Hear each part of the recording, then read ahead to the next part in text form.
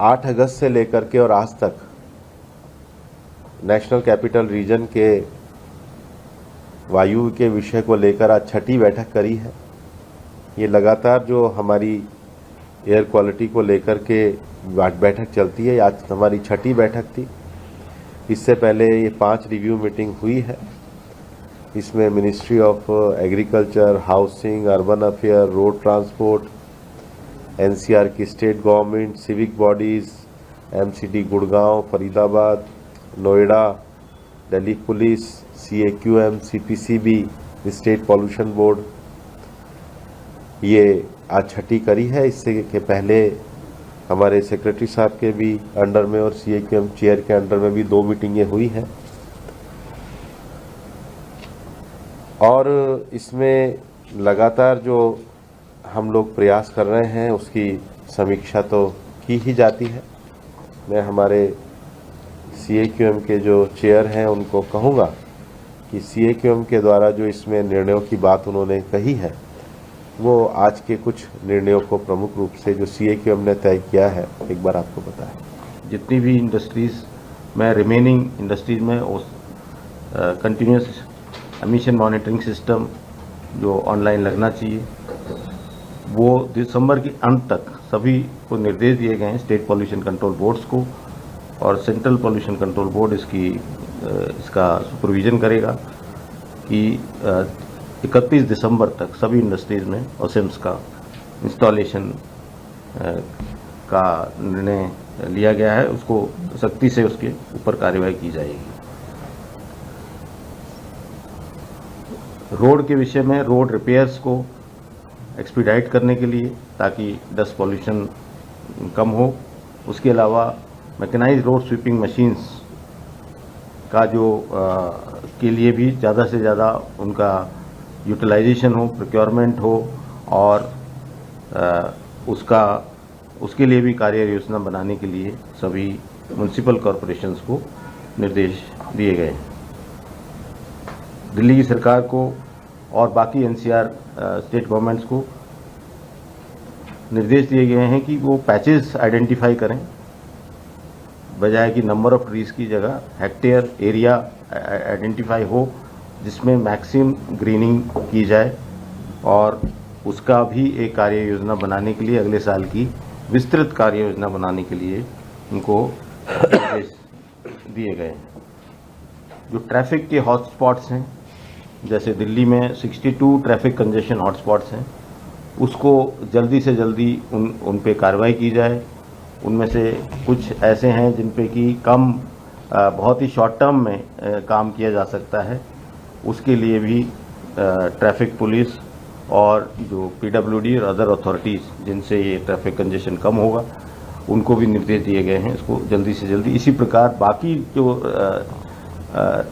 Towns हैं दिल्ली से सटे हुए या जिनमें गहन आबादी वाले जितने भी टाउन्स हैं उनको भी ये निर्देश दिए गए हैं कि ट्रैफिक कंजेशन के हॉटस्पॉट्स को आइडेंटिफाई करके उस पर शीघ्र उस पर कार्य योजना की जाए।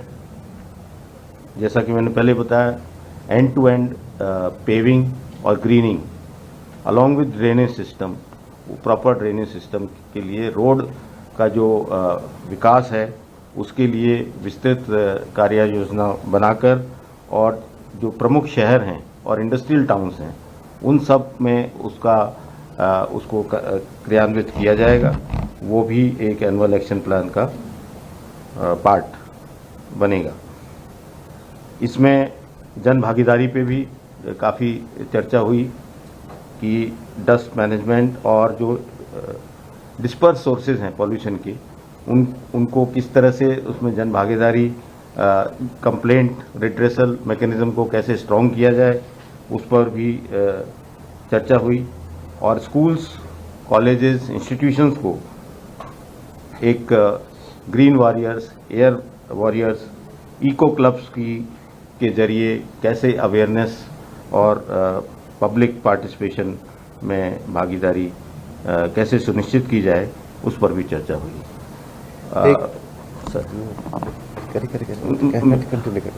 नहीं सर, मोटा मोटी ये मुद्दे थे क्योंकि जो पॉल्यूशन है वो बहुत सारे सोर्सेज से आता है। इसके अलावा ये भी निर्णय लिया गया कि क्योंकि पंजाब और हरियाणा में एग्रीकल्चर स्टबल बर्निंग की समस्या रहती है, उन राज्यों को निर्देश दिए गए हैं कि वो अभी से नेक्स्ट ईयर की भी कार्य योजना बनाएं, ताकि जो पैडी हार्वेस्टिंग सीजन है नेक्स्ट ईयर, उसी का अभी से योजना बनाना आवश्यक है। क्योंकि मशीनों को मोबिलाइज करना, CRM मशीनों को मोबिलाइज करना, जो XC2 यूटिलाइजेशन है, डिफरेंट सप्लाई चेन मैनेजमेंट है, चाहे वो थर्मल पावर प्लांट की हो, ब्रिक किल्न की हो, इंडस्ट्रियल बॉयलर्स हों, इस तरह के जितने भी उसको पराली को यूज़ किया जा सकता है, उसके लिए पूरे साल की योजना की ही आवश्यकता है।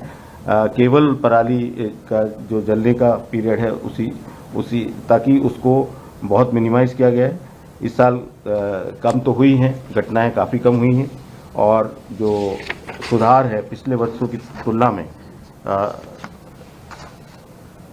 ये देखा गया है कि अगर आप देखें, अगर हम जनवरी से नवंबर का पीरियड लें तो केवल 3 दिन जो है वो AQI 400 से ऊपर क्रॉस किया है पूरे साल में, जो कि सीवियर या सीवियर प्लस की कैटेगरी में आता है। जबकि 2024 में 11 दिन ऐसे थे जब सीवियर या सीवियर प्लस थे, 12 दिन थे 2023 में। तो इस प्रकार से इस साल जो है एयर की क्वालिटी कंपैरेटिवली बेटर ही सुधार हुआ है, लेकिन हमें बहुत आगे बढ़ना है इसमें। इस साल अभी तक कोई भी AQI 450 प्लस सीवियर डे नहीं आया है, जबकि पिछले साल 2 ऐसे दिन थे जब 400 प्लस 50 से ऊपर थी AQI, और 2023 में भी 2 ऐसे दिन थे जब 450 से ऊपर थी। एक भी अगर हम देखें, जो सबसे इम्पॉर्टेंट पैरामीटर होता है एयर क्वालिटी का, वो PM 2.5 होता है। PM 2.5 कंसंट्रेशन में भी इस साल जनवरी से और 27 नवंबर तक का जो अभी तक डेटा है, वो PM 2.5 हमारा जो कोविड ईयर में 2020 में जितना PM 2.5 चल रहा था जनवरी से नवंबर, वो ऑलमोस्ट उस लेवल पे हैं। तो उसके PM 2.5 करंट ईयर में जो एवरेज नवंबर तक है वो लगभग 85 माइक्रोग्राम पर मीटर क्यूब, जो कि लास्ट ईयर 98 था इस पीरियड में। उससे पहले 90 था 2023 में, और जैसा बताया ये लगभग ऑलमोस्ट कोविड ईयर के PM 2.5 लेवल के बराबर है। इसी तरह से PM 10 में भी जो है वो देखा गया है कि इस साल का कोविड ईयर को अगर छोड़ दिया जाए तो इस साल का PM 10 जो है वो पिछले सालों की तुलना में बेहतर है। 183 चल रहा था, और जो कि पिछले साल 205 था इस पीरियड में, और उससे पहले 193 था। तो जितने भी स्टेक होल्डर्स हैं उनके साथ में इफेक्टिव मेजर्स लेने के प्रयास लगातार जारी हैं। Prevention, control and abatement of air pollution, और इन एफर्ट्स को और फर्दर इंटेंसिफाई किया जाएगा आगे आने वाले दिनों में, ताकि दिल्ली की एयर क्वालिटी और बेहतर हो।